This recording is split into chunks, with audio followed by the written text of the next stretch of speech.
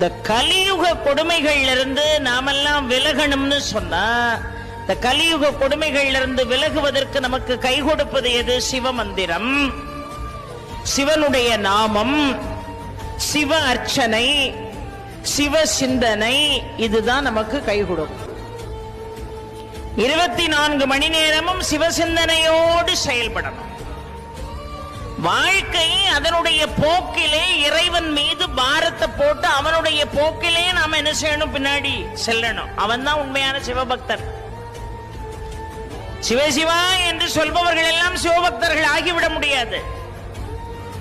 திருநீறு தரித்தவர்கள் எல்லாம் சிவபக்தர்கள் ஆகிட முடியாது. வாழ்க்கையில எது நடந்தாலும் வாழ்க்கை போகின்ற போக்கிற்கே நாம போகணும் அப்படின்னு யார் நினைக்கிறாங்களோ அவங்க தான் உண்மையான சிவபக்தர்கள். அவர்களை சிவன் அழிப்பதில்லை, அவர்களுடைய துன்பத்தை அவன் அழிக்கிறான். மாறாக